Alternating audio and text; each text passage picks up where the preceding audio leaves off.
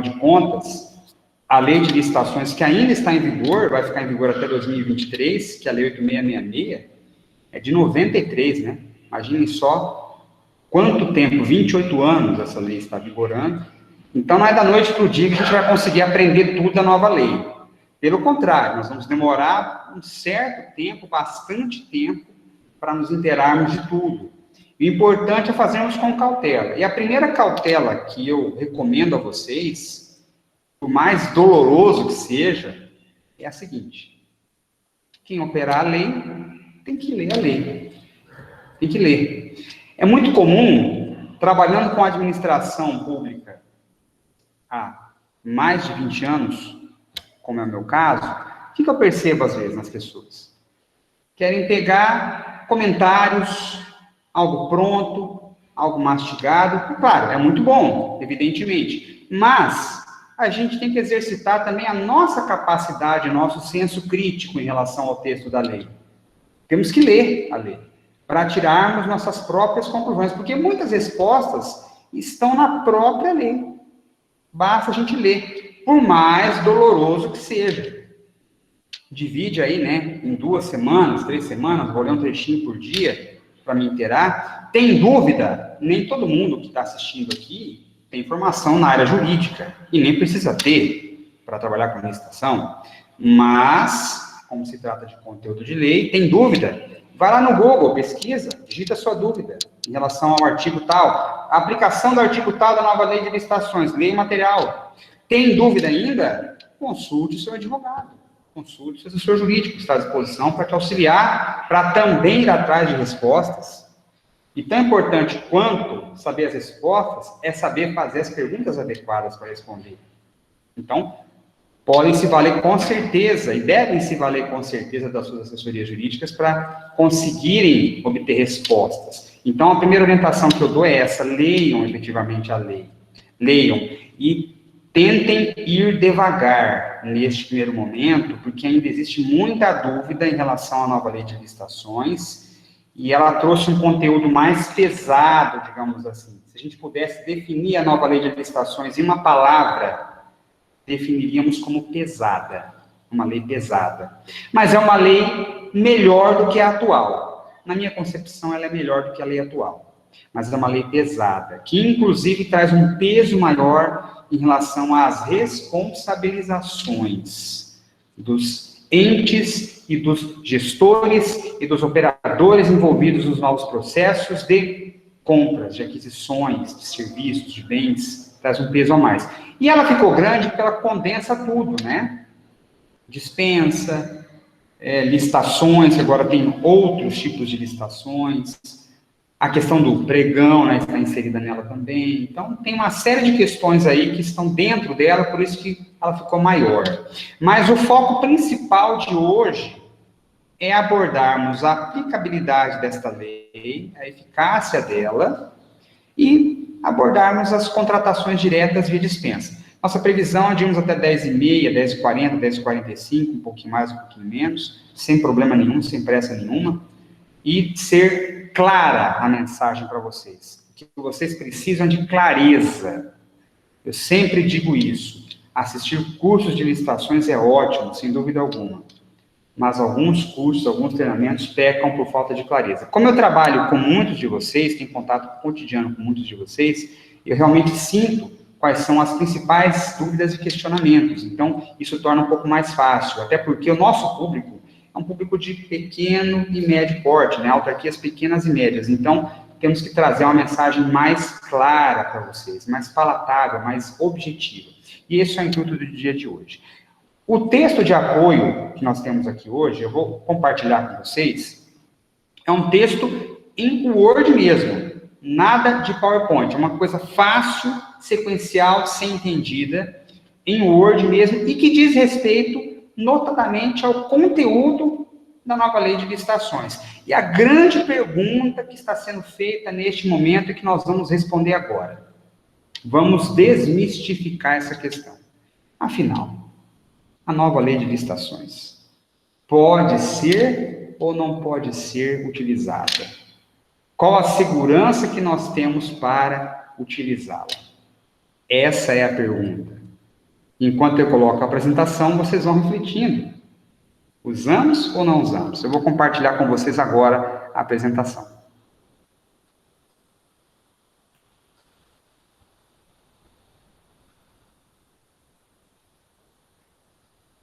Muito bem. Tá tudo certinho aí, Érica? Estamos vendo a apresentação? Então tá ótimo. Maravilha.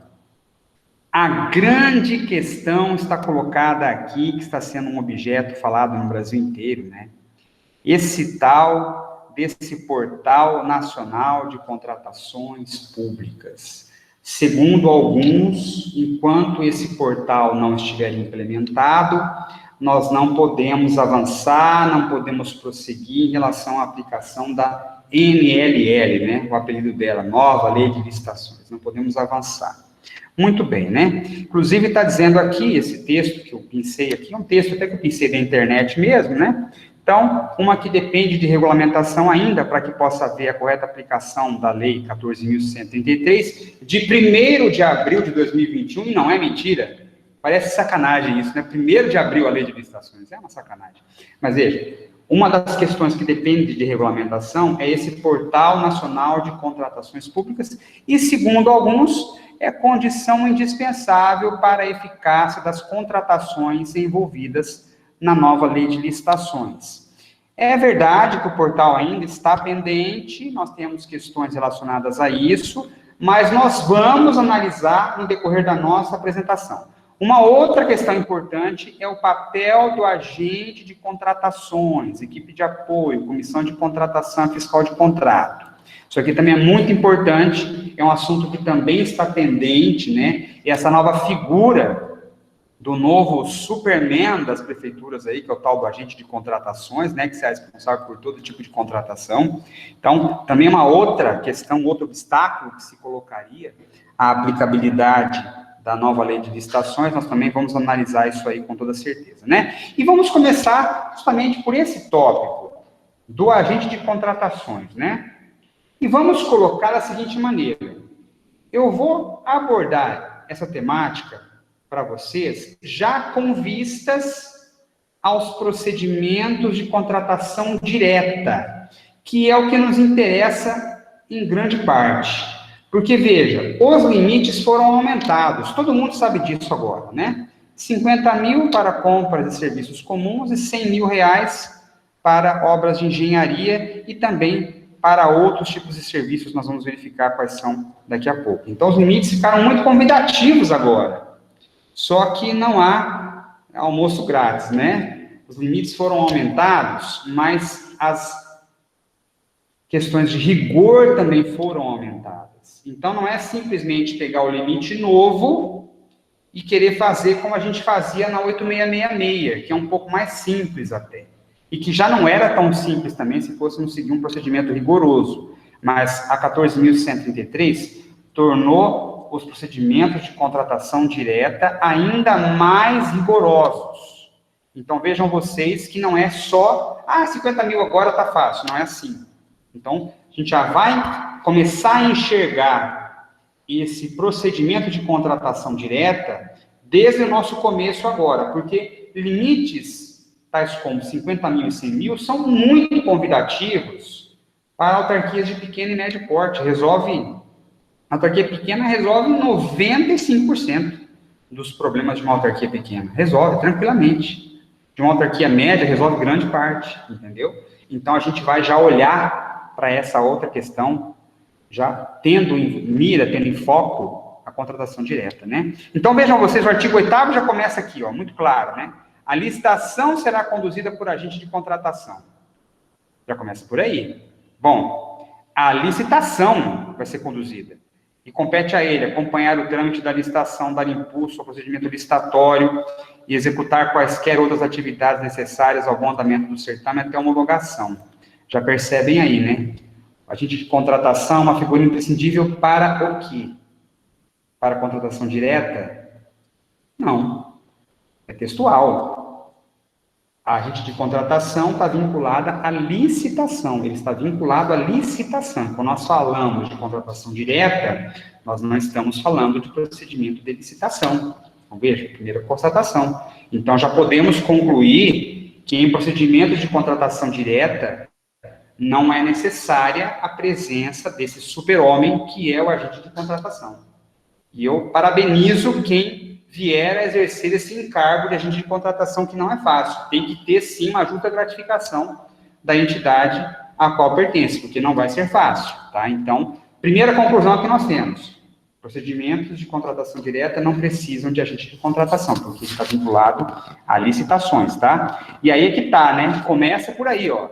Parágrafo 3º do artigo 8º já nos diz aqui, ó, que as regras relativas à atuação da agente de contratação e da equipe de apoio, funcionamento da comissão de contratação e atuação de fiscais, serão estabelecidas em regulamento.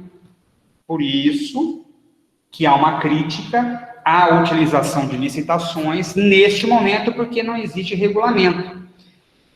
E aí está também em voga, hoje em dia, está correndo solto aí, nos grupos de WhatsApp, nos Facebooks, nos Instagrams aí, por aí, está correndo solto um parecer que a AGU fez, agora no mês de junho, recente até, um parecer que a AGU fez, dizendo que não se aplica a lei de licitações, e causou um alvoroço no pessoal isso daí.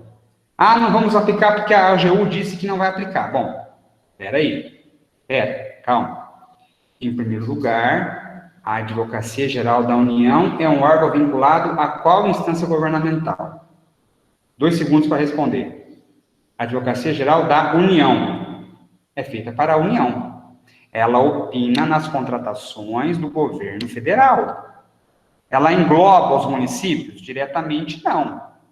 Pode englobar os municípios por via transversa, né? Estados também, com suas conclusões. Assim como o TCU. É muito comum a gente utilizar julgados do TCU nas nossas decisões em licitações municipais e estaduais. Mas o TCU vincula diretamente a gente? Se for verba federal, sim. Se a gente utilizar recurso federal, sim. Mas utilizar recurso municipal e estadual, não. Não somos jurisdicionados diretamente ao TCU. Só que o TCU é utilizado e é festejado devido à expertise técnica que realmente é inegável, uma expertise técnica maravilhosa que o TCU tem, e ele funciona como um balizador nacional para as conclusões que nós temos em relação a assuntos como licitação. Então, o TCU é muito competente naquilo que faz em relação à questão de licitação. Então, a gente segue porque ele tem muita competência técnica. E até os próprios tribunais de contas dos estados também costumam seguir o TCU, tá? Mas, em primeiro lugar, veja, esse regulamento aqui, que está sendo colocado, nós temos já pareceres firmes sobre o assunto, e um deles foi subscrito por ninguém mais, ninguém menos que o professor Marçal Justem Filho, que, acredito eu, todo mundo já ouviu falar dele. Hoje em dia, eu desconheço uma autoridade maior em licitação doutrinária no Brasil do que o professor Marçal. Ele é a autoridade máxima doutrinária brasileira em licitações. E o professor Marçal disse o seguinte, no parecer, que até tem o link dele aqui na apresentação que eu estou fazendo, tem o link desse texto, né? Depois posso dividir com vocês. O professor Marçal diz que essas questões aqui podem ser estabelecidas em regulamentos, inclusive do próprio ente governamental. Quer dizer, nós poderíamos, enquanto município, editar o nosso regulamento em relação ao agente de contratação. Não é necessário que esperemos um decreto federal, até porque o decreto federal não pode ser automaticamente aplicado no município, porque diz respeito à competência da União para organizar a sua licitação. Enquanto que nós também somos entes federados. E outra, pouca gente sabe disso, mas a Constituição Federal diz que compete à União estabelecer diretrizes sobre licitação e contrato. Diretrizes. Diretrizes são normas genéricas. São normas que servem como balizamento fundamental. E isso aqui, o próprio texto da lei 14.133, eu ia falar 8.666, estão acostumados, né? O próprio texto da 14.133 já deixa claro que é estabelecido em regulamento. Mas em regulamento de quem? De cada ente federado dentro da sua competência. Porque há competências. É muito comum, até hoje, eu vejo muitas vezes, né, defesas de sistemas de registro de preço, que o pessoal dos municípios usa o decreto federal 7892 de 2013, que é o decreto que regulamenta o sistema de registro de preços federal. Sabiam que não pode ser utilizado de forma direta pelo município? Isso não pode. A menos que haja uma legislação municipal incorporando o decreto 7892 ao seu complexo de leis. Então, o decreto municipal lá dizendo, ó, fica aplicado no âmbito do município de tal, o decreto federal 7892 de 2013. Beleza, tudo bem. Mas pegar o decreto pura e simplesmente dizer, não, eu vou fazer uma decisão aqui administrativa no município, utilizando um decreto federal, não pode. O decreto regulamenta o sistema de preço federal. Então, vejam aqui, vocês, que esse regulamento pode ser, sim, expedido pelo município. E nós já estamos gestando, já estou elaborando alguns decretos para regulamentar essa figura da agente de contratação. Já tem município fazendo isso. Então, a gente pode se valer de decreto municipal para regulamentar. Então, veja, o primeiro ponto que foi colocado, inclusive pela AGU, que seria negativo à aplicação da nova lei de licitações, pode ser derrubado por nós, porque a gente pode estabelecer regulamento nos municípios. E podemos aplicar a figura do agente de contratação sem nenhum problema. Não precisamos esperar um decreto federal para acontecer isso, tá certo? Claro que quando o decreto federal for feito, vai ser bom, porque vai ser uma baliza de entendimento para nós, mas não precisa esperar, tá? Outra, né? Pesquisa de preços.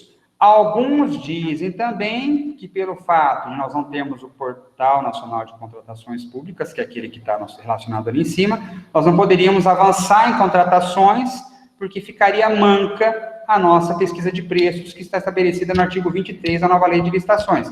Nós vamos ver adiante que isso não é verdade. Aguardem que vocês vão ver.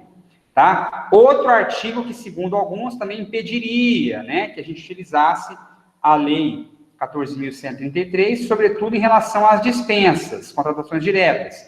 Também não dá certo, porque, veja, a publicidade do edital de licitação será realizada mediante divulgação e manutenção do inteiro teor do ato convocatório de seus anexos no Portal Nacional de Contratações Públicas. Bom, divulgação do edital de licitação.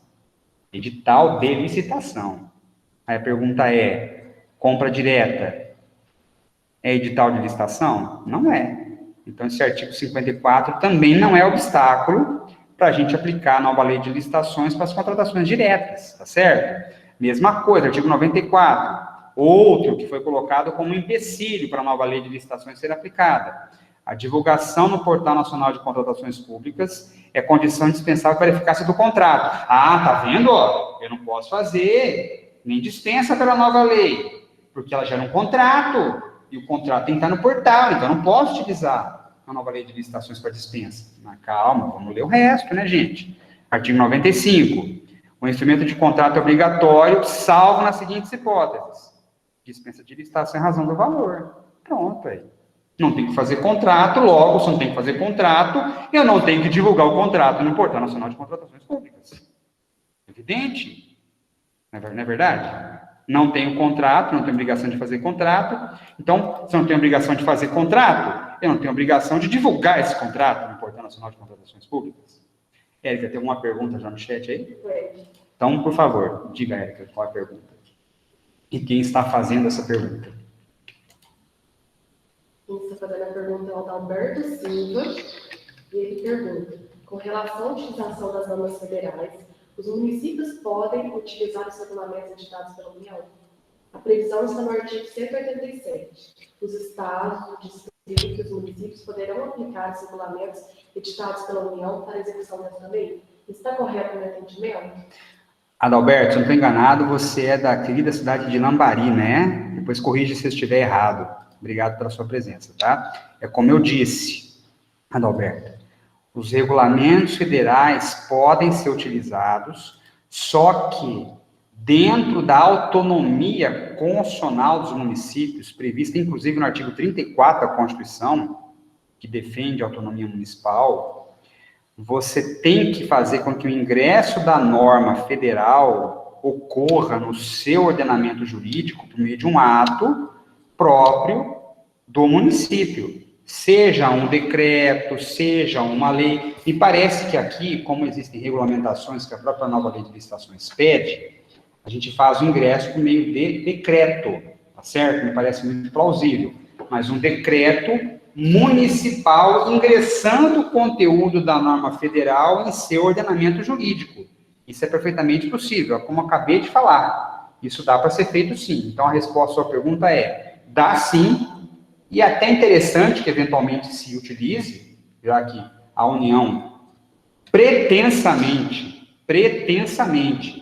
tem ali um corpo técnico com grande expertise, um corpo técnico mais avantajado que o nosso, então há uma presunção de que as normas por ela construídas tenham uma validade e tenham um estudo técnico mais interessante. Então, a gente pode aplicar sim, com essas observações, de que a gente tem que fazer um ato municipal, ingressão do conteúdo da norma no nosso ordenamento jurídico. Nunca apliquem uma norma federal direto, a não ser que ela seja uma norma auto-aplicável, como uma lei de licitações aqui, que tem muita coisa que é auto-aplicável, mas aquelas que dependem de regulamentações nas 3 esferas, aliás, nas 4 esferas governamentais, né, União, Estados, Federal, Municípios, nunca apliquem diretamente. Então, um regulamento federal que diz respeito às contratações federais só pode ser inserido no seu ordenamento jurídico e aplicado se você assim o determinar dentro do seu ordenamento jurídico, tá bom? Então, prosseguindo, vejam que o artigo 94 também não é empecilho para utilizarmos a nova lei de licitações por meio de contratações diretas, tá bom? Bom, o artigo 8º já falamos da questão do agente de contratação, e aí nós temos agora esse artigo 23, que é extremamente importante. Eu até vou fazer aqui um grifo nele, né? Negrito, aliás, ó, até tirei o texto. Negrito, vou colocar um vermelhinho nele aqui também, porque ele é muito importante. É o artigo que fala do valor estimado. Então, atenção que essa é uma parte importante da contratação direta, não só da direta, mas até mesmo de procedimento licitatório, mas especificamente agora de contratação direta, prestem muita atenção nisso, tá certo? Nós vamos esmiuçar esse conteúdo agora. O valor previamente estimado da contratação deverá ser compatível com os valores praticados pelo mercado. Isso sempre aconteceu, até na 8666 também era assim. Considerados os preços constantes de bancos de dados públicos e as quantidades a serem contratadas, observadas a potencial economia de escala e as peculiaridades do local de execução do objeto. São conteúdos muito interessantes, né? Porque, veja, o grande responsável por contratar bem é a gente mesmo. Então, não se admite, no poder público, uma contratação ilógica. Não se admite uma contratação ilógica. Quando você for contratar algo na sua autarquia, na sua prefeitura, pense, se eu fosse contratar para mim, qual a lógica que eu seguiria nessa contratação? É a mesma lógica. O que você deseja para você é o que o poder público também deseja. É a lógica disso. Então, vamos imaginar aqui um exemplo esdrúxulo. Tem lógica eu comprar uma quantidade apenas de um determinado objeto e dizer que quero que entregue isso em 24 horas? Não tem lógica nenhuma, porque você vai proporcionar uma total bagunça na sua aquisição. Agora, é muito mais lógico eu comprar, até por questão de escala, uma quantidade maior, com prazo de entrega muito mais tranquilo, porque daí eu possibilito que fornecedores bons, que de repente não estejam tão perto de mim, possam me vender de uma forma mais econômica. Aí tem aquela questão toda, né? Ah, mas o comércio local, como é que fica, tal. Tudo bem, a gente gosta, né, que o comércio local gire, que ele venda, inclusive para o poder público, mas tudo tem uma lógica e tem um limite, né? A gente não pode também querer, digamos assim, que o comércio local venda para nós com uma certa constância, com uma certa intensidade de quantidade aí reiterada, só que com prejuízos à eficiência e à economia. Não dá, a gente tem que ver isso, né? Não justifica. Imaginem vocês aí o que um órgão do Ministério Público acharia de uma contratação muito mais cara. Até porque também agora a própria lei de licitações, a nova lei de licitações, deixa claras as responsabilizações no caso de sobrepreço. É mais incisivo isso hoje, então tome muito cuidado com isso. Inclusive todos os envolvidos na contratação, desde quem solicitou, desde quem está no controle interno, desde quem dá parecer jurídico nisso, também tem responsabilidade para isso também. Então tome muito cuidado com isso. Então veja, dá para privilegiar o comércio local, sim, se ele fizer um valor compatível. Se não fizer, porque na verdade, vamos ser realistas. Todos nós somos brasileiros. E temos direito de vender para onde a gente achar que deve vender. Então, não é porque o sujeito é lá de Manaus, que é uma maravilhosa cidade, inclusive, de passagem, que ele não pode vender para nós aqui em Minas Gerais. E da mesma maneira, o pessoal daqui de Minas pode vender lá em Manaus. Não tem nenhum problema em relação a isso. Qual o impeditivo para que isso aconteça? Quer dizer, só porque é de Manaus não vai entregar corretamente para nós? Não, dá um tempo adequado para entregar, que ele entrega. Hoje em dia a gente vê Mercado Livre aí, não é? Não entrega em 24, 48 horas para nós, na nossa casa? Por que não poderia haver uma entrega também adequada, né? Então, prestem atenção na lógica das contratações, certo? Agora, é claro, que uma contratação feita numa pequena quantidade no interior de Minas Gerais vai ter um valor um pouquinho maior do que uma contratação de grande quantidade feita perto de Belo Horizonte, por exemplo, né, que é uma cidade grande, é evidente. E tudo isso a gente leva em consideração. É a lógica da contratação, certo? E vejam só, no procedimento licitatório, embora fale aqui em licitação, a gente vai ver lá adiante que na contratação direta há uma referência expressa a aplicação desse artigo 23, tá? Então, onde leia-se aqui processo licitatório, leia-se também contratação direta, tá? Então, no processo licitatório para aquisição de bens e contratação de serviços em geral, conforme regulamento, o valor estimado será definido com base no melhor preço aferido por meio da utilização dos seguintes parâmetros, adotados de forma combinada ou não. Você pode combinar um ou mais desses critérios, desses parâmetros, para encontrar esse valor estimado da contratação. Tá certo? Então, vejam bem vocês aí. Quais são os parâmetros que a gente vai utilizar para fazer essa estimativa do valor da contratação? Primeiro, composição de custos unitários menores ou iguais à mediana do item correspondente no painel para a consulta de preços ou no banco de preços em saúde disponíveis no Portal Nacional de Contratações Públicas. Nós já vimos que esse portal não existe, não está aplicável ainda. Então, isso seria um impeditivo para utilizarmos a estimativa de preço, para fazermos uma contratação direta? Não, porque esses parâmetros podem ser utilizados de forma combinada ou não. É só não utilizar esse. Pode utilizar outros. Esse aqui é um dos parâmetros. Não é o único parâmetro e ele não é aplicável em relação a todos os outros de forma conjunta. Quer dizer, não tem que somar todos eles. Você pode aplicá-lo de forma combinada com outros ou não. Então, a gente não precisa aplicá-lo. A gente pode prosseguir com os outros parâmetros para as contratações diretas, tá certo? Vamos, então, prosseguir aqui. Qual outro parâmetro? Contratações similares feitas pela administração pública em execução ou concluídas no período de um ano anterior à data de pesquisa de preços, inclusive mediante cima de preços, observado o índice de atualização de preço correspondente, ou seja, contratações similares também é um dos parâmetros para fazermos a contratação direta. Um dos, juntamente com esse aqui também, que é um dos parâmetros, certo? Você poderia utilizá-lo de forma combinada ou não, como eu já disse lá em cima.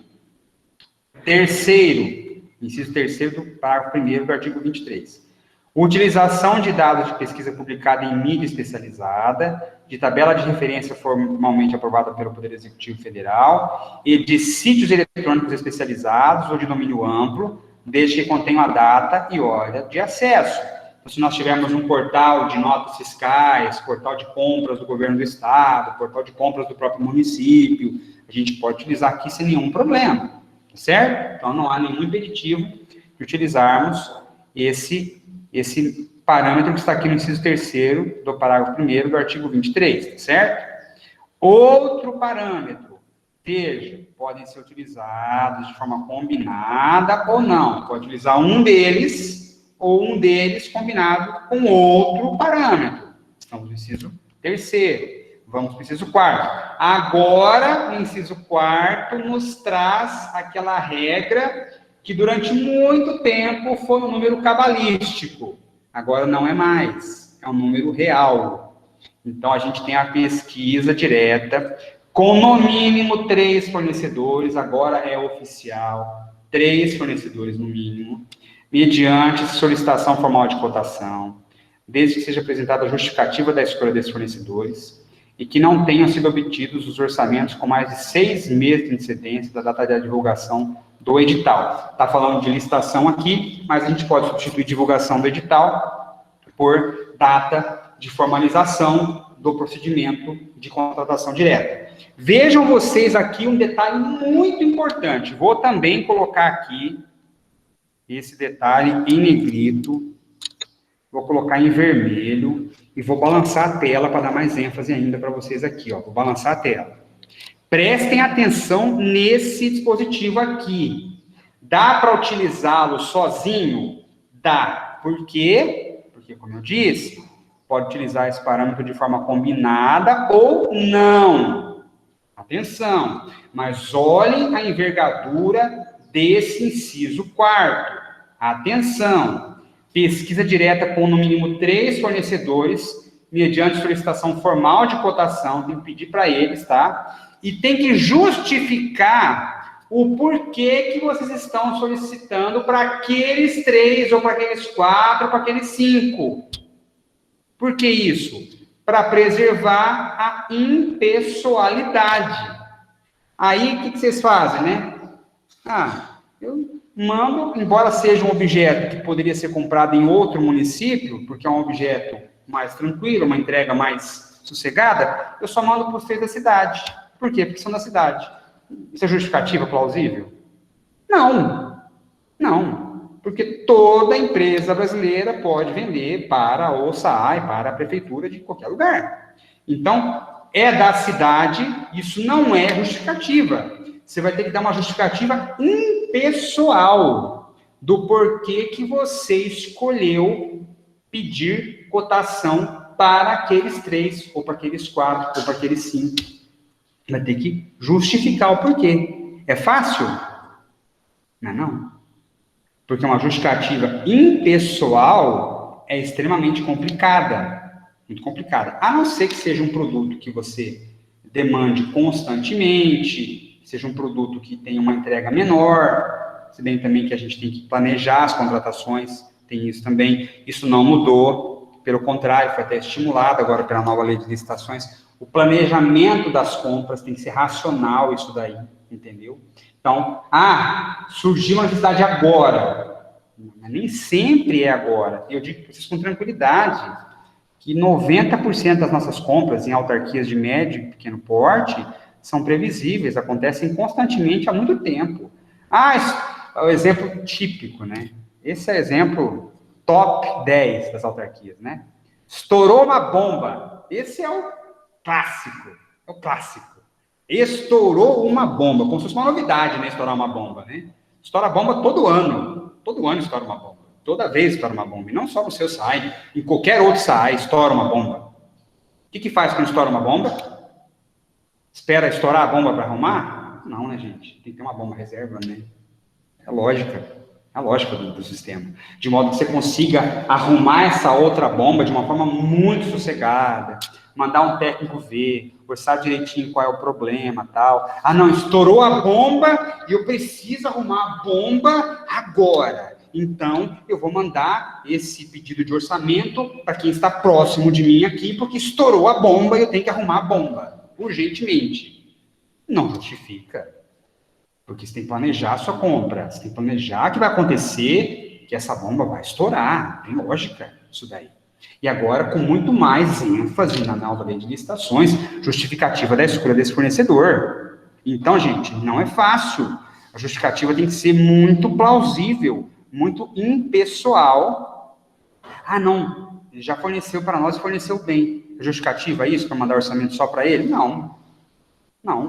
Porque outros podem também fornecer de uma forma adequada, não tem nenhum problema, tá certo? Então, prestem muita atenção nisso daqui. Faltou material para a gente operacionalizar o nosso dia a dia, material de construção, tubos e conexões, mas, gente, isso acontece todo dia, toda hora, isso é uma coisa previsível, planejada, a gente pode fazer uma compra maior, com tranquilidade, todo ano isso a gente compra, poxa, a gente sabe até quanto gasta com isso, vê na contabilidade, faz um levantamento, 2 anos para trás, quanto foi gasto com material de construção, com tubos e conexões, só vê isso aí, muito tranquilo. Manutenção de veículo, quebrou o carro, mas carro quebra, né?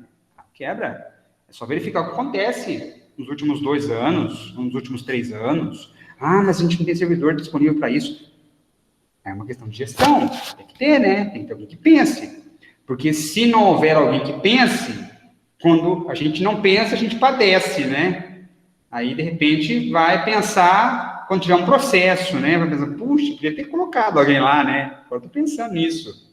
Estou com um processo aí de improbidade, processo de devolução de valores aí, bens bloqueados, por conta de uma contratação que eu não planejei adequadamente. Tomem cuidado com isso, certo? Então, esse item aqui não é só cotar e mandar para quem vocês quiserem. Não. Tem que justificar o porquê está mandando. Inciso 5º, outro parâmetro. Pesquisa na Base Nacional de Notas Fiscais Eletrônicas, na forma de regulamento. Isso aqui também é meio furado, porque essas pesquisas aqui, ainda mais em termos federais, nem existem e são muito difíceis de a gente encontrar esse tipo de base aqui também. Mas, veja que nós temos 5 possibilidades de utilização de parâmetros para as nossas compras, no caso aqui, diretas, tá certo? Érica, nós temos alguma pergunta no chat? Nossa, então, o pessoal está entendendo tudo tranquilo, né? Graças a Deus, né? Graças a Deus.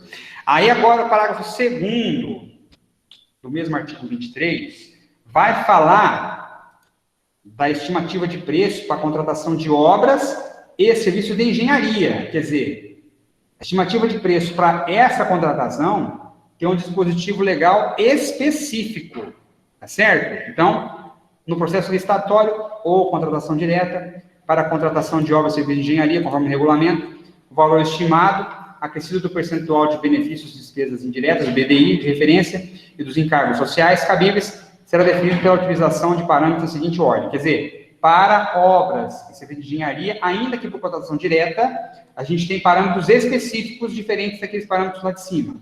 No inciso 1º, aliás, parágrafo 1º. Qual que é o primeiro parâmetro, tá? E vejam, lembra que no parágrafo 1º estava marcado aqui, de forma combinada ou não? Pois é. Parágrafo 2º não. Aqui, utilização de parâmetros na seguinte ordem. Quer dizer que você tem que passar os olhos por todos eles e procurar utilizar todos eles. Tá certo? No outro era a forma combinada ou não. Você poderia optar por utilizar um ou mais de forma conjunta, dos parâmetros. Aqui não. Você tem que necessariamente passar a análise de cada um desses itens que compõem o parágrafo 2º. Primeiro item, composição de custos unitários menores ou iguais à mediana do item correspondente no sistema de custos referenciais de obras, ciclo, para serviços de obras de infraestrutura de transportes, ou do Sistema Nacional de Pesquisa de Custos e Índice da Construção Civil, nosso tradicional SINAP, para as demais obras de engenharia. Ou seja, no nosso caso, que é muito comum com a autarquia, sempre passar os olhos e a pesquisa no SINAP.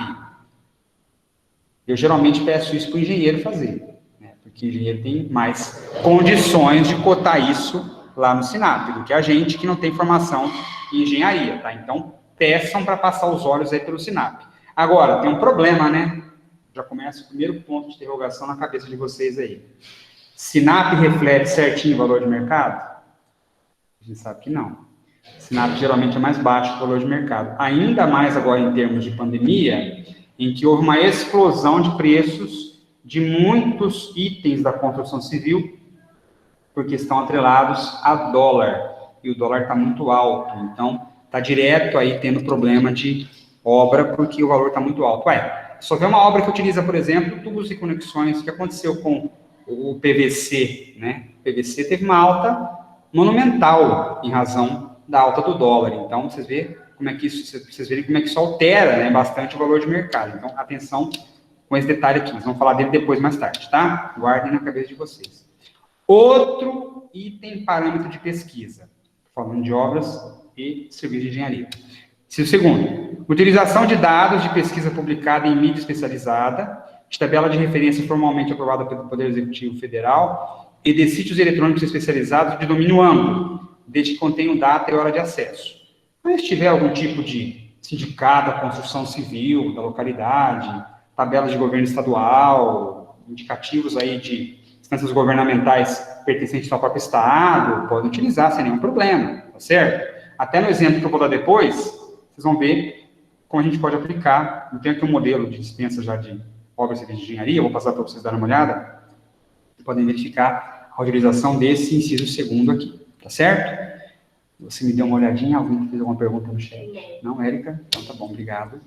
Inciso terceiro, contratações similares feitas pela administração pública em execução ou concluídas pelo período de um ano anterior à data de pesquisa de preços, observado o índice de atualização de preço correspondente. Isso aqui eles copiaram, na verdade, do inciso anterior, né? Utilizaram a mesma redação do inciso anterior, que é essa aqui, parágrafo primeiro.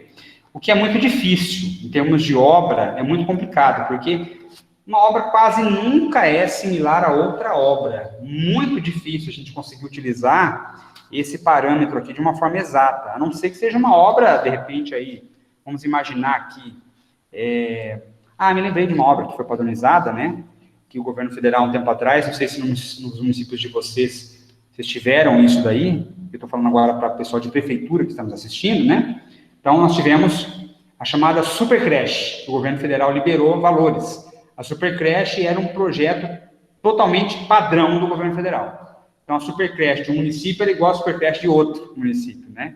Então, aí daria para utilizar como parâmetro, sim. Mas, fora esses padrões de construção que são liberados de uma forma padronizada, é muito difícil utilizar essa base de parâmetro aqui, porque uma obra quase sempre é diferente de outra obra, tá?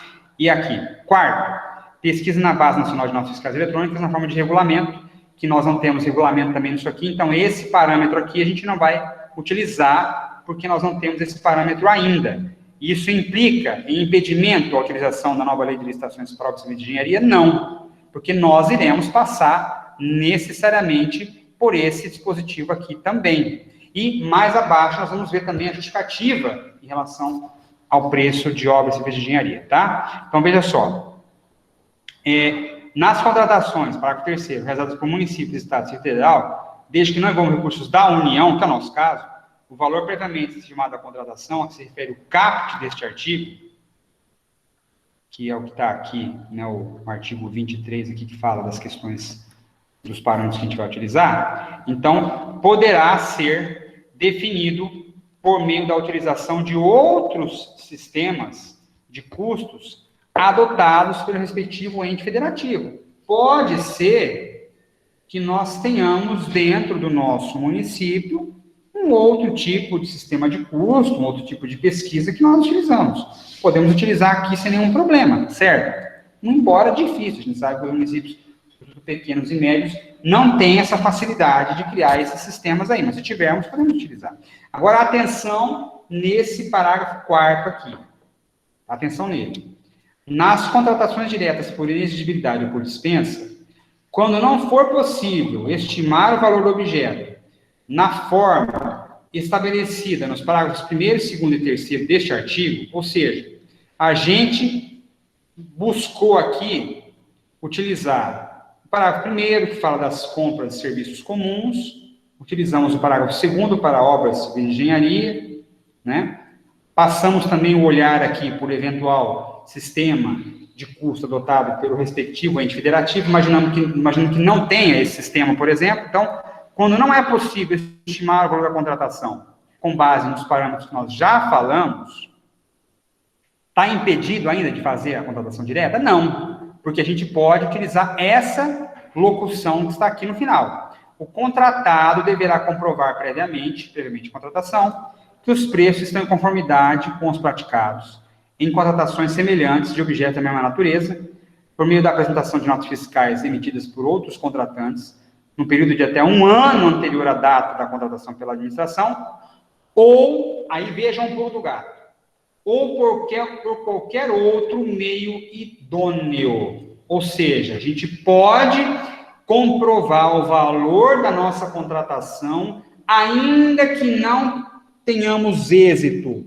naqueles parâmetros do parágrafo 1º e do parágrafo 2º, a gente pode prosseguir na contratação direta, desde que façamos a comprovação do valor do objeto contratado por outro meio idôneo. Agora, é claro que essa utilização desse meio idôneo só vai poder acontecer, pela lógica, após a gente justificar a impossibilidade de estimativa exata do valor do objeto, tendo utilizado os parâmetros do parágrafo 1º e do parágrafo 2º. Claro, evidentemente.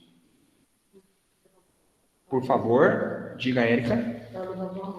Alguém levantou a mão aí, quer fazer pergunta, quer liberar o áudio, quer fazer pergunta pelo chat, fica à vontade. Libera teu áudio aí, se a pessoa quiser.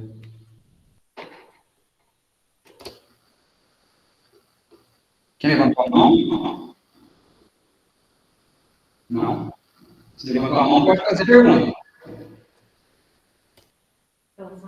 Saiu? Então, depois voltando a gente prossegue, tá certo? Então, veja, esse outro meio idôneo só pode ser utilizado se nós tivermos feito a análise dos parágrafos 1º e parágrafo 2º, tá certo? Eu tenho sempre orientado nesse sentido. Primeiro, passar os olhos pelo parágrafo 1º e parágrafo 2º, e depois utilizar esse outro meio idôneo. E já tenho um exemplo concreto disso. Já estou trabalhei um exemplo concreto desse outro meio idôneo, depois a gente vai falar sobre esse exemplo aí, tá bom? E vejam só, por final, para arrebatar de vez a possibilidade de que nós utilizemos, no caso de contratações diretas, a nova lei de licitações nos nossos pequenos municípios, nós temos um artigo específico para eles aí, né? O artigo 176 nos diz que os municípios com até 20 mil habitantes terão um prazo de 6 anos, contada a data de publicação desta lei, para cumprimento, né? Tem vários aqui incisos falando de algumas coisas, mas o principal, enquanto não adotarem o Portal Nacional de Contratações Públicas, os municípios a que se refere o caput, quem são? Com até 20 mil habitantes, deverão publicar em Diário Oficial as informações que esta lei exige que sejam divulgadas em sítio eletrônico oficial, admitida a publicação de extrato, ou seja, em vez de utilizar o Portal Nacional de Contratações Públicas, podemos utilizar o Diário Oficial, e deve também disponibilizar a versão física dos documentos e suas repartições, vedada ocupante de qualquer valor. Ou seja, a própria nova lei de licitações admite que municípios com até 20 mil habitantes podem não adotar o Portal Nacional de Contratações Públicas, e enquanto não adotarem, vão utilizando as publicações em Diário Oficial em relação às informações que a própria lei exige que sejam divulgadas em sítio eletrônico oficial. Então, vejam que interessante, né? E outra, esses municípios têm até 6 anos para aplicar algumas disposições da nova lei de licitações, né? Então, vejam só que nós, em tese, também teríamos aí 6 anos para adotarmos esse Portal Nacional de Contratações Públicas para que nós façamos as nossas contratações diretas. Então, mais um argumento firme e forte para utilizarmos a nova lei de licitações. E, no nosso caso, especificamente aqui do CISAB Sul, nós temos aí já, que eu saiba, né, 2 municípios que já fizeram contratações com base na nova lei de licitações. Estou falando de contratação direta. Um deles é Lambari, que até o Adalberto se manifestou aí. Eu tive a honra de certa forma, um pouquinho, né, auxiliar o pessoal de Lambari para fazer essa contratação direta, e também diretamente, até por uma assessoria particularizada que estou fazendo agora, fizemos esse tipo de licença de licitação em São João Batista do Glória, que já está fazendo também essas novas contratações pela nova lei de licitações. Então, vejam que dá para fazer tranquilamente, é algo extremamente sossegado em relação às contratações diretas para cidades, inclusive, que tem menos de 20 mil habitantes, certo? Então, vejam vocês que dá para utilizar. Aqui tem o link, né, do texto do professor Marçal Justem Filho. Eu até depois posso mandar esse material, sem nenhum problema para vocês, é um material em Word, mas, na verdade, vocês viram que é uma lógica da própria lei de licitações, né, selecionada em alguns tópicos, aí eu posso mandar isso para vocês.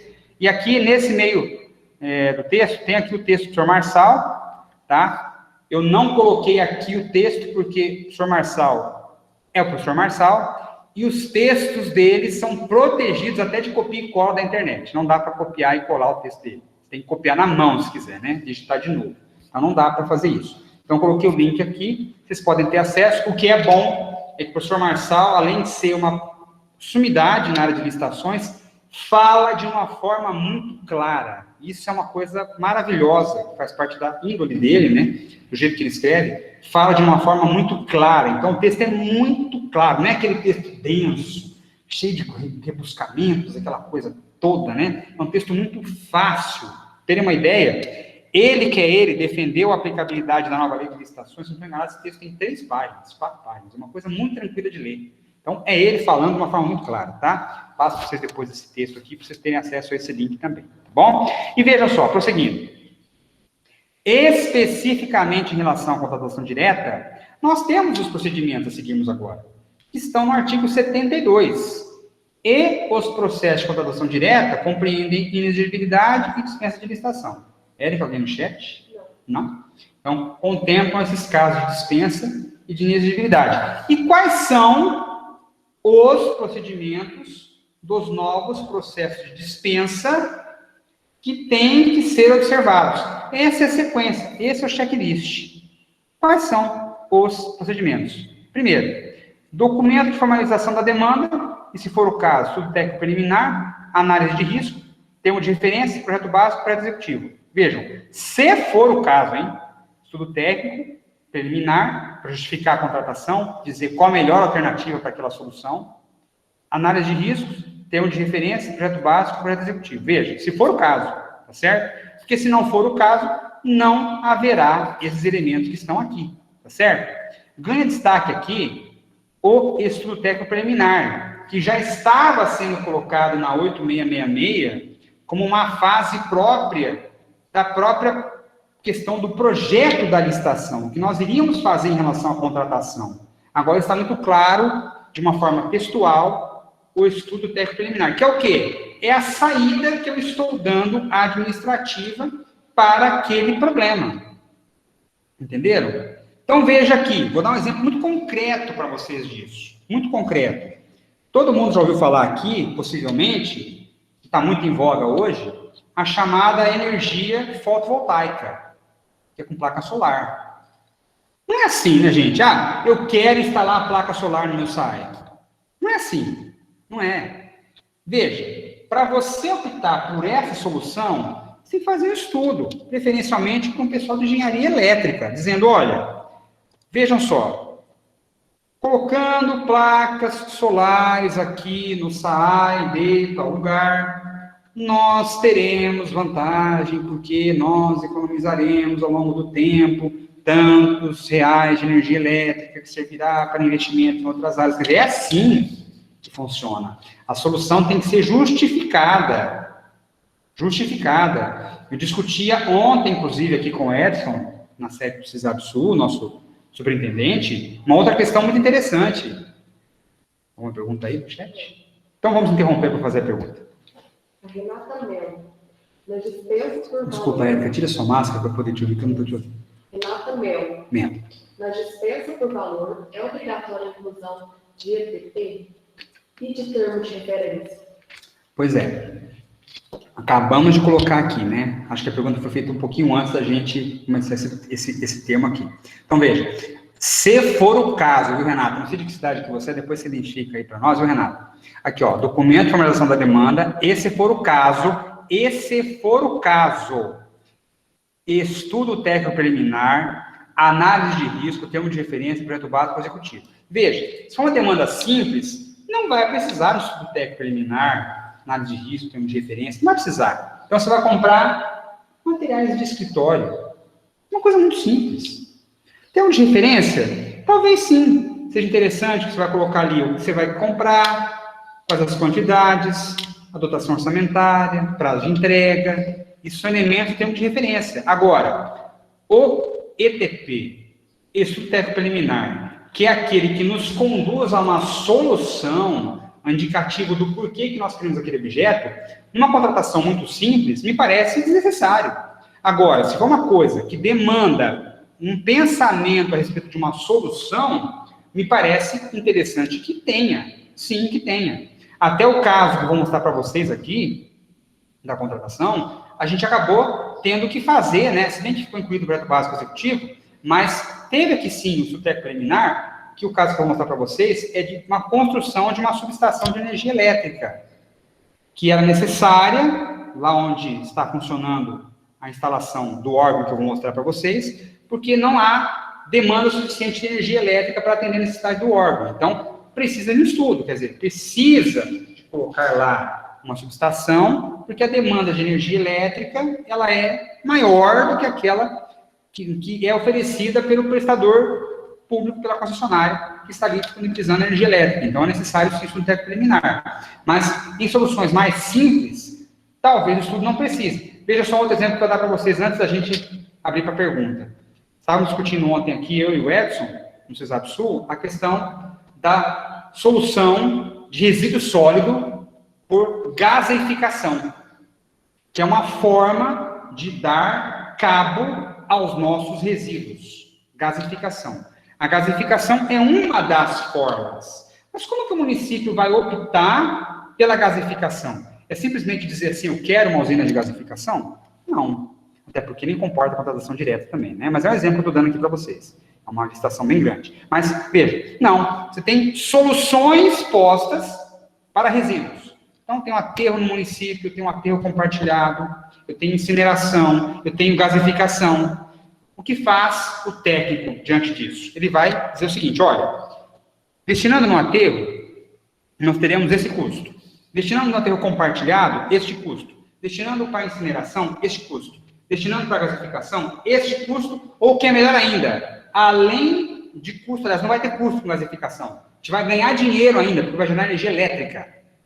Então, veja só, parece que a gaseificação é uma boa solução, mas tem que justificar isso tudo nesse estudo técnico preliminar para indicar que aquela solução para o gaseificação é a mais inteligente, é a mais adequada para o interesse público. Então, veja, por isso que, se for o caso, se a contratação demandar essa análise de lógica, nós temos que fazer o estudo técnico preliminar, sem dúvida alguma.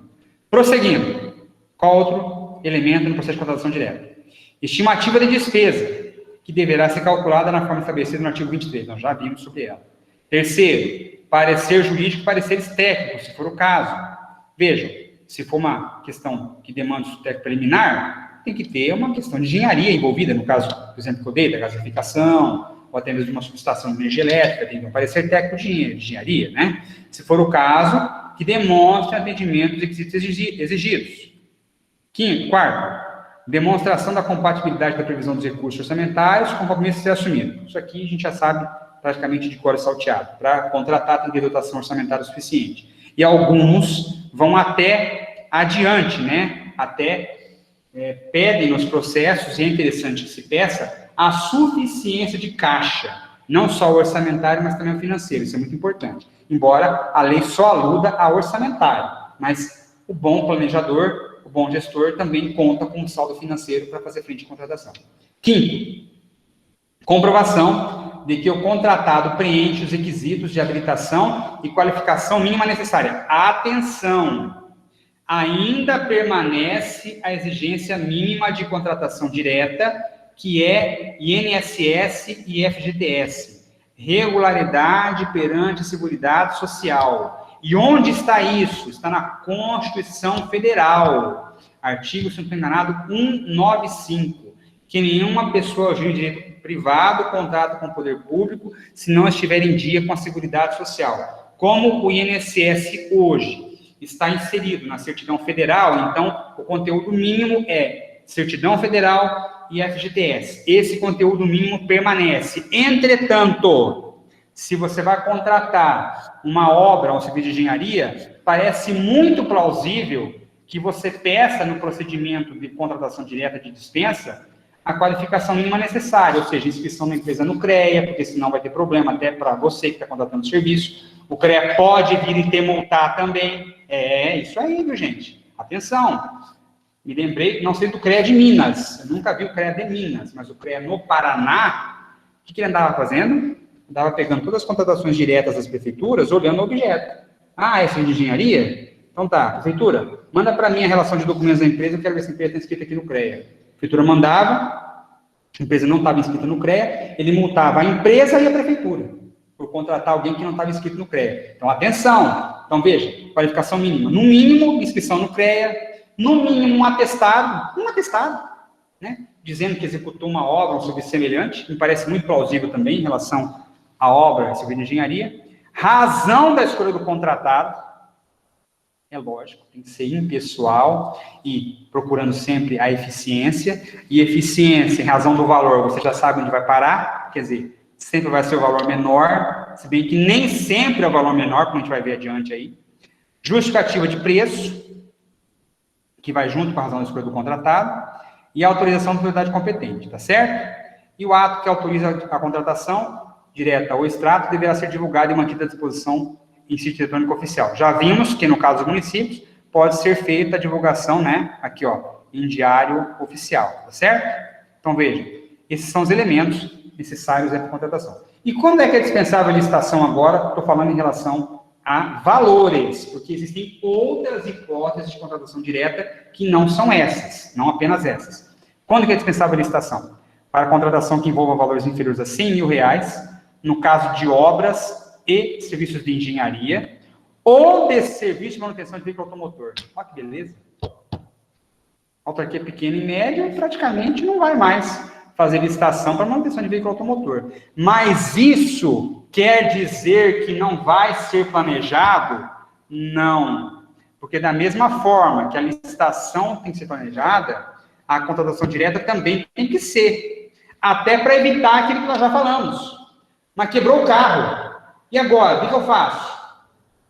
Vou mandar nas 3 oficinas da cidade porque são as mais próximas. Não, não é assim. Pode ser que você faça o planejamento da sua contratação e faça até mesmo uma contratação direta por uma manutenção constante da sua frota por 1 ano, por exemplo, aí, por contratação direta.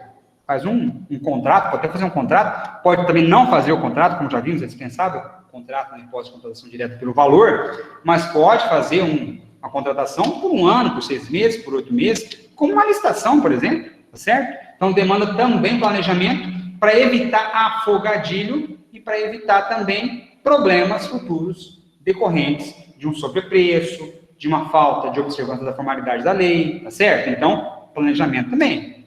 E segundo, para a contratação que envolva valores inferiores a R$50.000, no caso de outros serviços e compras.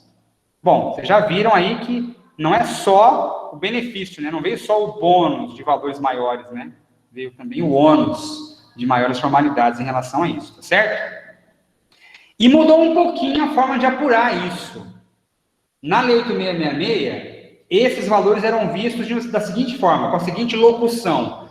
Compras, é proibido fracionar, né? É proibido fazer esses limites picados, no caso da 8666, que hoje se aplica ainda, 17.600 para compra comum e 33.000 para obra e serviço de engenharia, é proibido você utilizar picado esses valores aí, ou seja, 17.600 sempre, para contratações que possam ser feitas de forma conjunta e concomitante. Essa é a locução, ou seja, bom, eu compro combustível. Desde o começo do ano eu sei que eu vou comprar combustível, está no meu planejamento, porque ao longo dos últimos 3 anos eu comprei, 3 não, né? 4, 5, 6 combustíveis há muito tempo. Eu compro combustível. Então, nos últimos 3 anos eu gastei R$30.000 de combustível. Dá para eu comprar combustível de forma concomitante, de uma vez só? Dá. Todo combustível? Dá. Dá para você comprar de uma vez só e entregando parceladamente. Bom, se eu gasto 30.000 por ano, eu vou fazer dispensa de 17.600, outra de 17.600, outra de 17.600, um em janeiro, tem julho, outro em novembro? Não. Você está fracionando, a despesa está indo contra a licitação, porque desde o começo você já sabia que poderia comprar de forma conjunta, concomitante, R$30.000 de gasolina, de diesel, de álcool, né, de combustíveis, na verdade, de uma só vez. Então, você está indo contra o conteúdo da lei, tá certo? Mesma coisa no material de construção, mesma coisa no materiais de tubos e conexões. Você pode comprar de forma conjunta, concomitante todos esses itens. Então, não justifica você fazer dispensas picadas que ultrapassem o limite de 17.600, tá certo? Só que mudou agora essa forma de enxergar o fracionamento de acordo com o parágrafo 1º.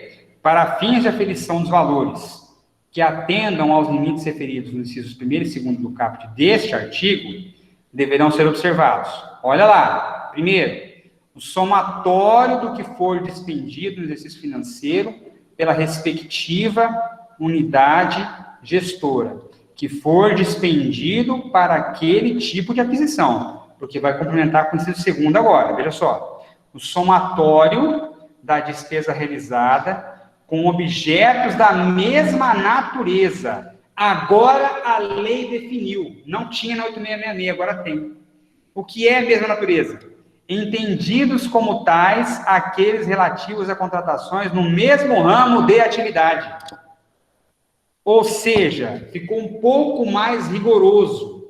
Um pouco mais rigoroso. Porque, veja, o que é mesmo ramo de atividade? Se pensarmos em mesmo ramo de atividade, depósitos que vendem material de construção e que vendem materiais de tubos e conexões trabalham no mesmo ramo de atividade. Então, esses 50 mil aqui pode ser enxergado para todo tipo de material que está no ramo de atividade praticado por depósitos de material de construção. Então, veja que fica um pouco mais rigoroso. Então, veja, mesmo ramo de atividade. Agora, a lei definiu quais são os objetos da mesma natureza. Mesmo ramo de atividade. Poder-se-ia falar até mesmo KNAI. Mesma classificação de atividade econômica. Mesmo ramo de atividade. Então, veja que ficou um pouco mais rigoroso agora. Agora, a gente sabe que mesmo assim, ainda sendo mesmo atividade, muitas contratações diretas poderão ser feitas por autarquias de pequeno porte, sobretudo, né, de médio porte também, porque não se chega a 50 mil reais. Então, mesmo aí, materiais de construção, tubos e conexões, mesmo que considerados o mesmo ramo de atividade, ainda assim podem não alcançar esses 50 mil aqui, tá certo? Mas é importante observar esses dois requisitos, ou seja, o quanto foi despendido no exercício financeiro pela respectiva unidade e a soma dessas contratações de mesmo ramo de atividade durante o exercício financeiro.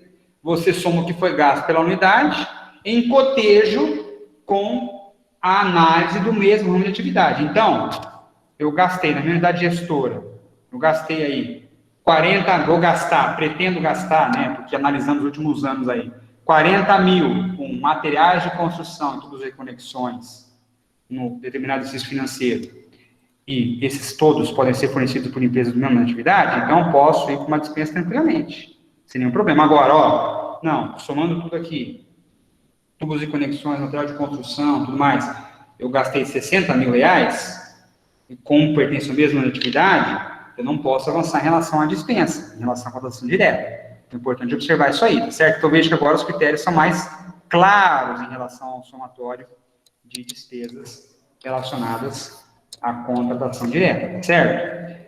Aí é interessante que para o caso de consórcio público, né, que é o nosso caso aqui de absurdo, esses limites são duplicados.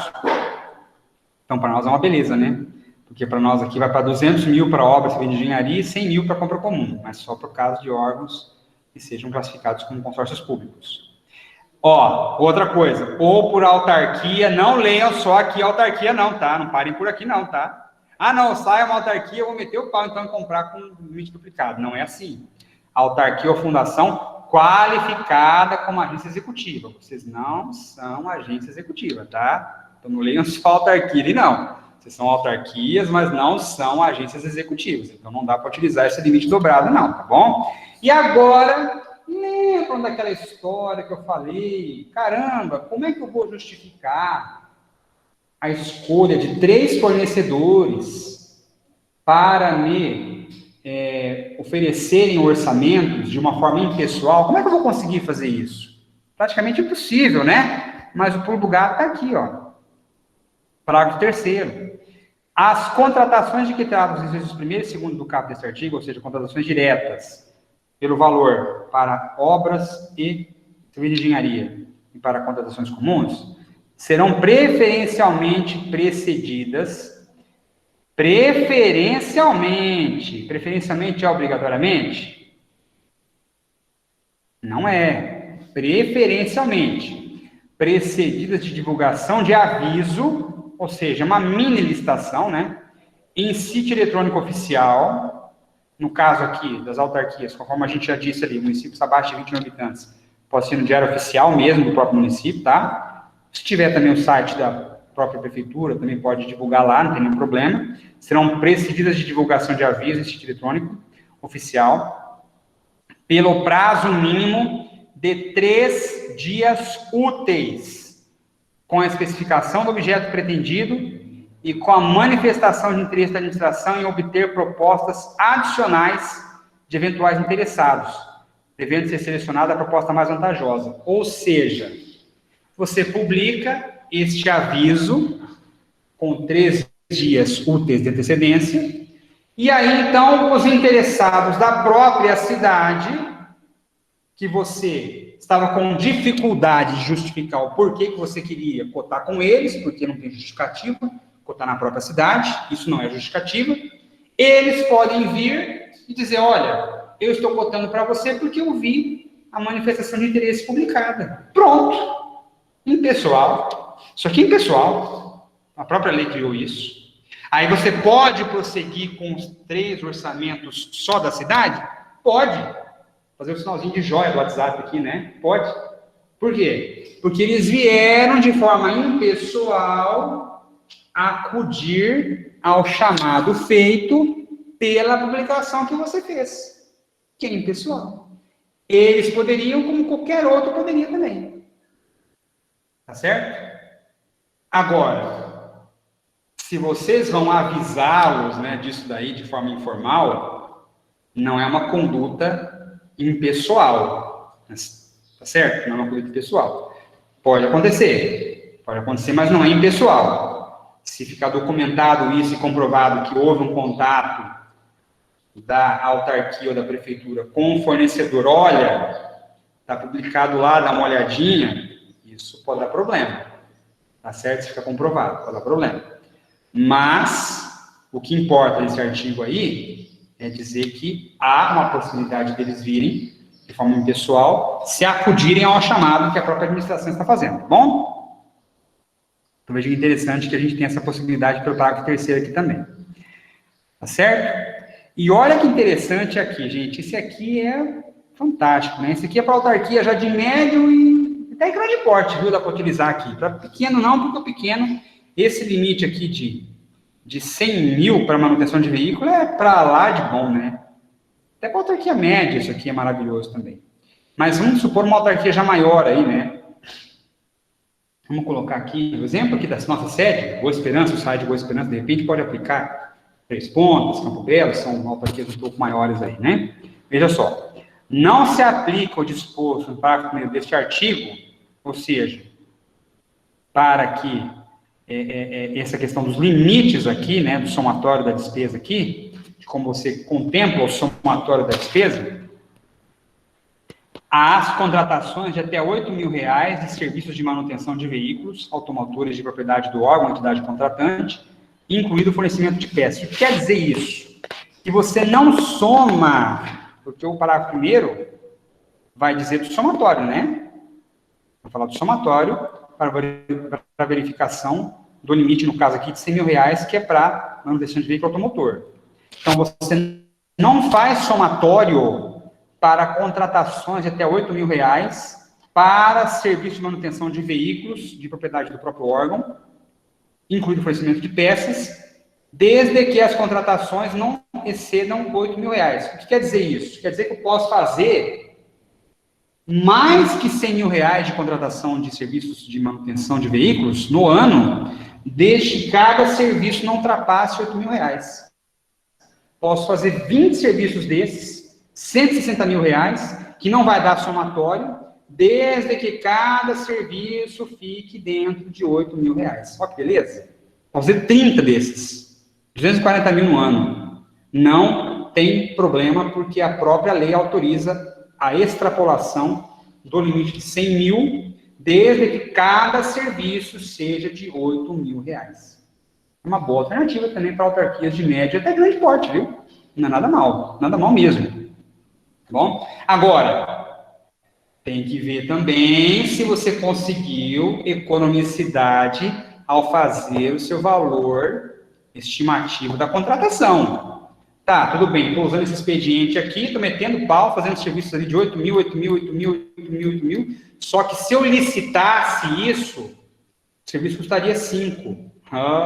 E aí complicou, porque tem a questão da vantajosidade da proposta, então não pode utilizar isso aqui sozinho. Não, até 8 mil, beleza, estou liberado e está tranquilo. Não. Pode vir aí o órgão do Ministério Público e falar assim, escuta, mas recebi uma denúncia aqui, que você fez aí 40 serviços de 8 mil reais aí e está com sobrepreço. Porque se licitasse, conseguiriam valores mais baixos. Cuidado com isso, tá certo? Então tá bom. Gente, 10h31 agora, a gente estaria encaminhando para o final, mas eu vou pedir uma gentileza de vocês. Tem mais pergunta aí? Então vamos às perguntas. O Pablo, do site Lambari, deixou uma mensagem para você. Perfeita explicação e ótima palestra. O Felipe agora, nosso verdade, está perguntando se seria possível disponibilizar esse material. Em primeiro lugar, obrigado ao Pablo, grande Pablo, colega de Lambari, doutor Felipe também, brigadão.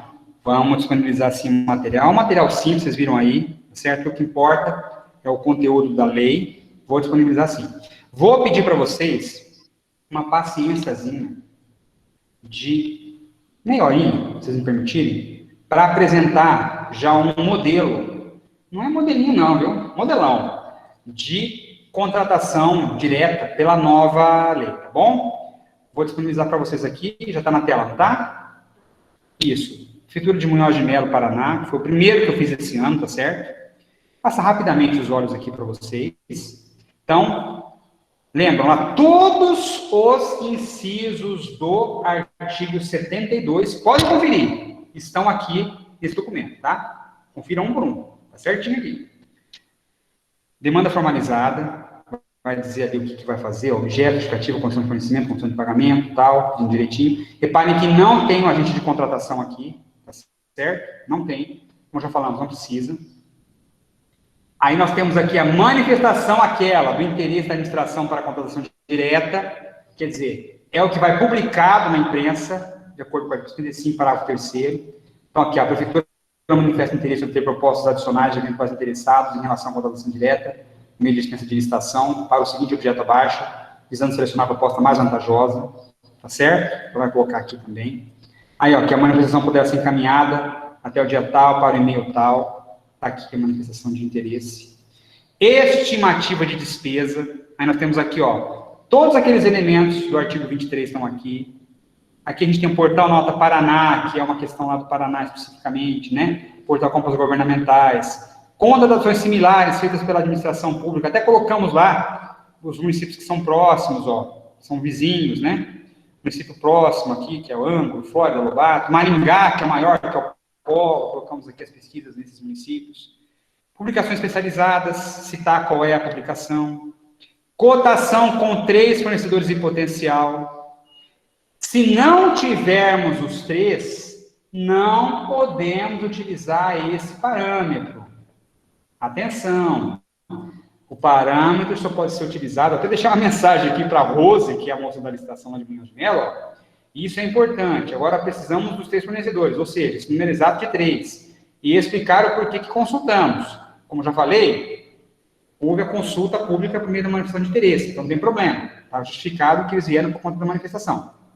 Mas, ó, se não tivermos os 3, não tem problema, mas teremos que ter outras fontes de pesquisa. Se não tivermos os 3, podemos deixar em branco a pesquisa, ou colocar os 2 aqui, tudo bem, ou um só, mas não podemos utilizar de forma isolada esse parâmetro, tá? Porque ele só vai, saúde, Érica, ele só vai para ser utilizado se ele estiver com os 3. Se estiver com 2, se estiver com 1, podemos deixá-lo aí sem problema, mas não podemos utilizá-lo de forma isolada. Tem mais perguntas? A Valusa, do Notificado Coqueiral, disse que adorou e agradeceu. Ótimo. O Nelson, de Cariaçu, disse excelente aula. O Adalberto Silva fez uma pergunta. Quanto ao registro de preço por despesa, já tem algum norte para nos enviar? Ainda não, Adalberto. Agradecer a Vanusa, de Coqueiral. Agradecer também o Nelson, né? De Cariaçu, que está vindo conosco agora aí. Obrigado, Cariaçu. A Prefeitura de Cariaçu está conosco aí, muito obrigado pela presença. Adalberto, ainda não temos um norte em relação de preços para a relação direta. Depende de regulamentação. Eu estou atualmente trabalhando em alguns regulamentos de licitações para a nova lei de licitações e provavelmente faremos esse regulamento aí. Quando o tivermos, nós poderemos disponibilizá-lo, claro que vocês serão sabedores disso, porque esse webinar aqui não é o único que a gente vai fazer da nova lei de licitações. Nós vamos fazer muitos outros. E nós iremos abordar isso no momento oportuno, tá bom? Fique tranquilo que a gente vai sempre apoiá-los na missão de vocês de fazer bem o que vocês se propõem a fazer. Então, prosseguindo aqui. Opa, diga. O Edivaldo Dias, da Conselho, perguntou, em relação à manutenção de veículos, esse valor inclui peças de serviço? Sim, inclui sim, Edivaldo. Está marcado lá no próprio dispositivo, no parágrafo, voltando lá, deixa eu voltar aqui, no próprio parágrafo 7º, olha lá, ó. Manutenção de serviços, manutenção de veículos automotores, incluído o fornecimento de peças. Repare que veículo alugado não, tá? Veículo que não é de vocês, não, tá? Não pode. Inclusive veículo cedido, tá? É de propriedade. Ah, eu tenho aqui um veículo que veio da Secretaria de Agricultura da Prefeitura e está para nós aqui, utilizado por nós. Mas não está o documento em nome do SAAI. Não pode. É de propriedade do órgão ou entidade contratante. É o veículo do próprio SAAI, que esteja em nome do SAAI, no caso aí, né? SAAI de Nepomuceno, SAAI de Coqueiral, está no nome do SAAI, Prefeitura de Cariaçu, tá? Não é um veículo do Estado, por exemplo, de Minas Gerais, que está na Prefeitura. Não. Veículo de propriedade, não de posse. Tem diferença, certo? Ele quer mais alguma pergunta? Não. Prosseguindo aqui, então, nós temos aqui a estimativa de despesa, conforme eu já falei, indicando a contratação aqui do fornecedor tal, que em princípio tem o melhor preço, né? Aí depois, dotação orçamentária, a gente tem aqui também pedido de dotação, que vai informar a contabilidade. Consulta as condições de habilitação, a gente mesmo pode consultar isso daí. Oficialmente no processo colocamos uma consulta e fazemos a formalização disso. Depois prosseguimos comemorando, encaminhando aqui até esse aqui não está no conteúdo do artigo 72, mas a gente esteve pensando lá na prefeitura e a gente colocou o seguinte, considerando a necessidade de que seja indicada a conclusão prévia acerca do encaminhamento desse processo de aquisição, encaminhamos os autos para a deliberação inicial de vossa senhoria.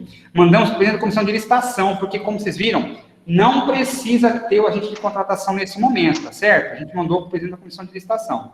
Então, ele faz uma certidão de análise preliminar, em que ele analisa a documentação dos autos, coloca que o valor está adequado ao limite, coloca que não foi despendido pela prefeitura mais do que o valor previsto no item 1 acima, naquele exercício financeiro, então ele faz uma conclusão prévia. O somatório da despesa não ultrapassa o limite do artigo 55, parágrafo 1º, no caso, o inciso 1º, que é a manutenção de veículos aqui, né? Não ultrapassa aquele valor de 100 mil. Então, faz uma conclusão prévia do processo. Isso aqui, inclusive, eu estou vendo aí que o Dr. Felipe está nos assistindo, né? Assim como outros advogados também. Isso aqui é importante para nós, advogados, viu? Que seja feita uma certidão de análise preliminar para identificar em que pé que está esse procedimento de dispensa, entendeu? E com base nisso a gente faz o nosso parecer depois. Até modelo de parecer já tenho também. Se algum advogado precisar, entre em contato comigo, que eu tenho um modelo de parecer que agora ficou um pouquinho maior também. Antigamente era um parecer menor, agora ele está um pouquinho maior, tá? Já tem até um modelo disso, se precisar, eles entrar em contato comigo, tá bom? Então manda para a assessoria jurídica, isso aqui, a assessoria jurídica dá o parecer que tem que ter, aí depois manda isso tudo para a autoridade competente, e a autoridade competente faz a autorização para a contratação, que é o nosso antigo ato de dispensa, que agora não é mais o ato de dispensa, agora é a autorização para a contratação, tá certo? Isso aqui, pela nova lei, deve ser publicado, atenção, em até 10 dias úteis nos termos do artigo 94, segundo da Lei Federal 14.133. Tem que ser publicado, tá certo? Então, atenção com relação a isso. Esse é o modelo novo de dispensa para serviços comuns, para manutenção de veículos, né? Então, esse é o modelo que a gente utiliza aí. Vou passar aqui agora para vocês o modelo de obras e serviços de engenharia, que advém lá do consórcio CISABES do Espírito Santo, no qual eu tenho a honra também de trabalhar, em Colatina, né, no Espírito Santo. E esse tem algumas coisinhas um pouquinho diferentes. Vou me permitir falá-las até às 11 horas, conforme o combinado que só eu fiz, né, porque ninguém concordou, né. Só eu fiz o combinado, né. Mas o pessoal tá firme e forte aí, Érica? O pessoal não saiu não, né? Pessoal, então, vocês estão firmes e fortes aí, eu fico estimulado para continuar mais um pouquinho até as 11. O José Adriano Rodrigues, do site da Comissão de Fisiologia. Parabéns pela aula, professor Mano. E obrigado pela gentileza do documento que enviou esta semana. Vou precisar, é claro, do novo modelo do parecer. Um grande e forte abraço. Muito obrigado, doutor Zé, de Nepomuceno, vamos montar essa semana. E é assim, né? Eu, recebendo e-mail de vocês, recebendo a demanda de vocês, respondo com a maior tranquilidade, com o maior carinho do mundo. É só me mandarem que nós responderemos, tá bom? Fiquem tranquilos. Eu só não vejo o WhatsApp quando eu estou dormindo, mas se não estiver dormindo eu vejo, tá bom? Então, respondo vocês o quanto antes possível. Então, veja, nesse caso aqui, nós temos uma alteração interessante na forma de contratação, que é a estimativa de preço. Vou mostrar para vocês. O objeto aqui é a contratação de empresa para execução dos serviços de construção de subestação rebaixadora de energia, de capacidade de 112,5 kVA, conforme o projeto básico anexo ao processo. Tá? Esse projeto não está aqui, mas estava lá, certo? Então, aqui a justificativa da contratação, que está tudo constante no processo, tal, certinho. Então, o diretor pediu isso aqui, aí foi despachado para a assessoria especial, depois foi encaminhado para a manifestação de interesse da contratação, foi publicada, vieram as propostas, e vieram mesmo, tá? Que a gente teve as 3 propostas. Isso aqui já é um processo concreto, tá, gente? Já aconteceu. Esse processo, inclusive, já está com parecer jurídico meu até. Então, está tudo certo esse processo aqui, certo? Então, estimativa de despesa. Lembra que a estimativa de despesa da obra, ela é diferente, lembram disso? Não é o parágrafo 1º, é o parágrafo 2º, artigo 23. E você tem que passar os olhos por todos os requisitos do parágrafo 2º do artigo 23. E olha lá o primeiro problema que a gente teve aí. Composição dos custos totais com base nos custos unitários conforme SINAP, e lá no Espírito Santo, tabela do DR do Espírito Santo. Então, veja, 2 fontes oficiais, governamentais. Aí o preço global encontrado, isso em relação à tabela, né, que foi aqui utilizado, o preço global para execução dos serviços de subestação foi orçado em 63.838,23, elaborado com base na tabela SINAP, abril de 2021, e DRPS, março de 2021, em cotação utilizada em obras públicas e serviços de engenharia, já acrescido com despesas e encargos sociais e 29% de BDI. Então, veja, já com BDI deu 63.838,23. Tá certo? No DR, a gente teve uma situação diferente, que foi aqui 63.202,32. Então vejam que os valores aí até oscilaram um pouquinho para baixo, mas ficaram na casa de 63 mil. Contratações similares. Não foi possível porque não foram encontradas contratações similares em lugar nenhum da especificidade de contratação.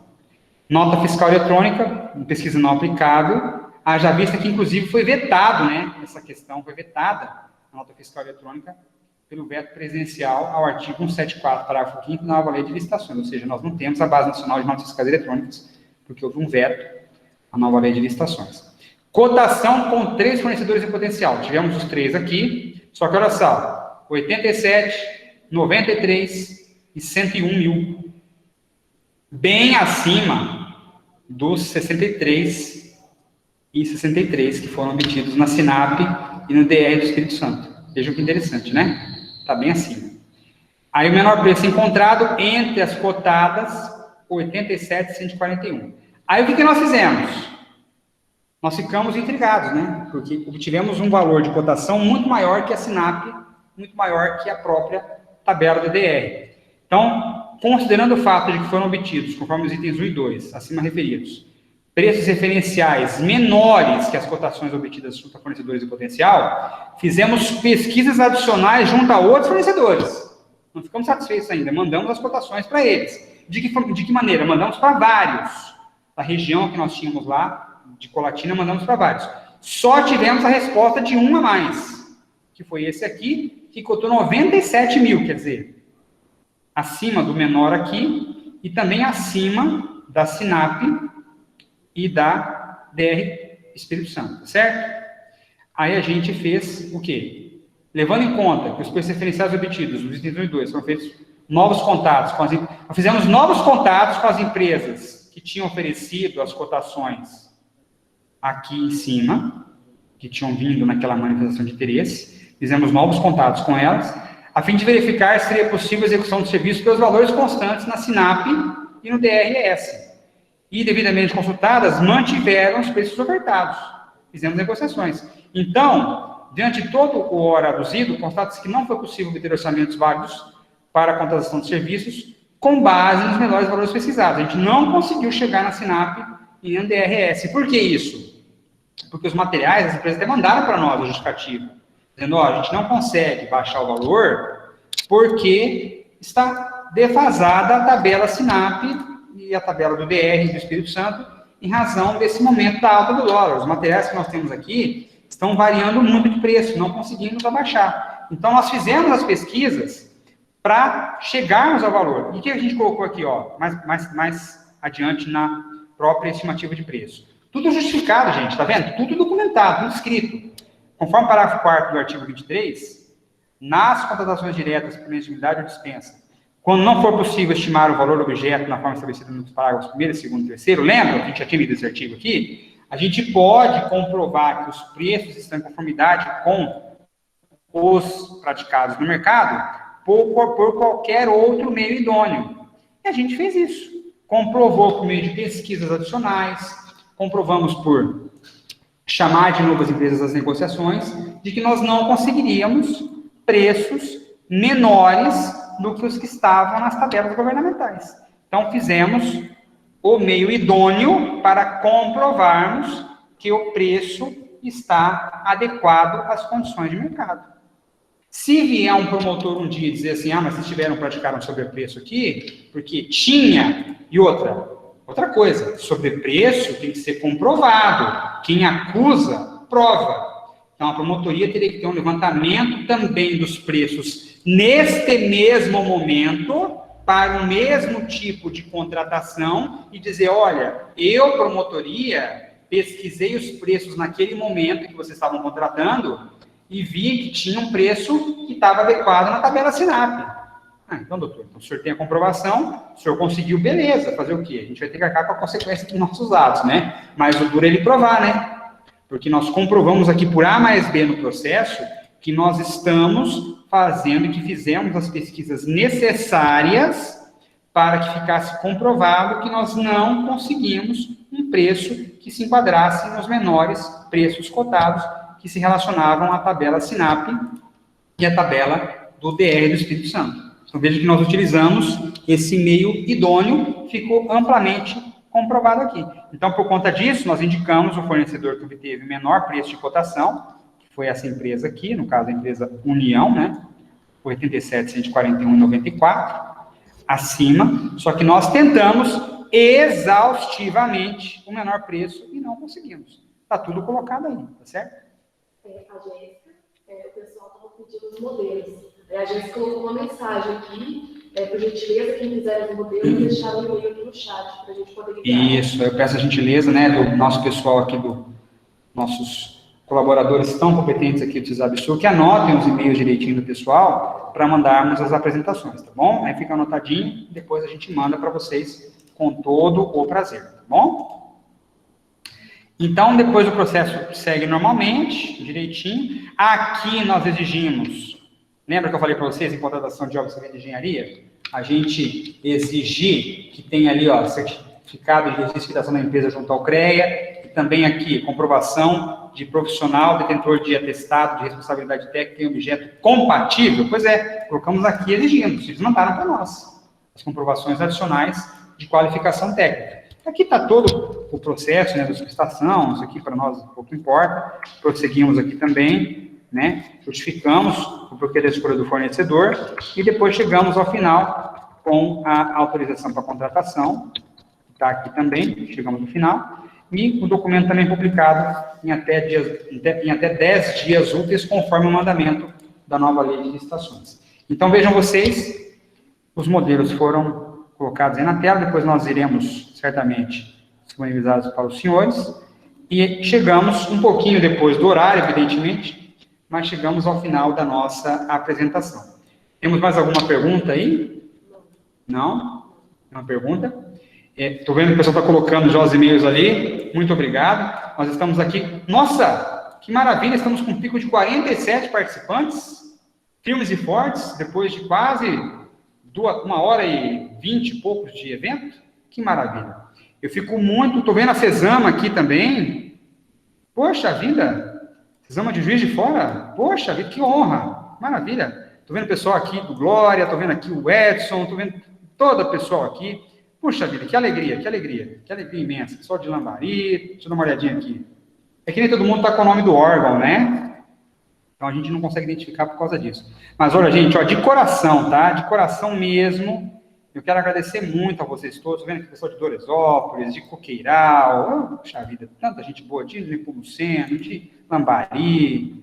Meu Deus do céu, é muita gente que está nos prestigiando hoje, e isso graças a essa força pujante que estamos tendo aqui no consórcio CISAB-Sul, que está aqui hoje capitaneado pelo nosso grande maestro, o nosso presidente ideal, o nosso prefeito de Boa Esperança, porque a banda toca, a orquestra toca conforme a batuta do seu maestro. E o nosso maestro aqui é bom. E o nosso mestre de obras está aqui do lado, que é o Edson, nosso superintendente, que também conduz o nosso trabalho de uma forma muito intensa. E nós realmente vamos para cima. A gente trabalha com afinco para quem? Para vocês. Vocês são os donos do CISAB-Sul. Edson, usa a palavra aí para as suas conclusões finais. Certinho, Marlon. Mais uma vez agradecer você, Marlon, pela sua disponibilidade de nos prestigiar com esse conteúdo que é de suma importância para todos nós, e reforçar, né, mais uma vez, que a semana que vem nós vamos estar encaminhando o link para todos vocês que participaram e todos os municípios que fazem parte aqui do sul de Minas, do sudoeste de Minas, nossos parceiros para todas as horas no serviço de saneamento. Semana que vem, Marlon volta com uma webinar sobre a resolução da ANA, sobre a gestão de resíduos sólidos, que já está publicada, né, Marlon? Justamente para que nós possamos ter o norte. Embora a nossa agência reguladora, a Arismig, já consolidada com a sua resolução aprovada na regulação e fiscalização de resíduo, o nosso manual de fiscalização já no forno, certamente na próxima Assembleia, nós já estaremos aprovando o manual de fiscalização de resíduos sólidos, mas para que a gente possa ganhar mais conhecimento, né, com certeza, sobre essa temática agora aí tão despontada na mídia nacional, e principalmente nos prestadores de serviço, entre os prestadores de serviço, o Dr. Marlon vai estar nos dando mais informações, promovendo esse debate, para que a gente possa crescer nesse conhecimento. Marlon, muito obrigado pela sua presença, obrigado por todos que participaram conosco. E, por favor, acessem sempre a nossa página do cisab.com.br, acessem a nossa página no Facebook, no Instagram, né? E que nem aquele pessoal fala, né, Marcos? Aqui embaixo do link deixa o like, para que a gente possa estar aí sempre atualizando vocês, tá bom? Deixa o e-mail registrado para a gente poder estar encaminhando o link. Um abraço a vocês, bom final de sexta-feira, boa viagem de retorno para o Marlon aí para o Paraná, e bom final de semana para todos nós. Um abraço, gente. Deus, um abraço.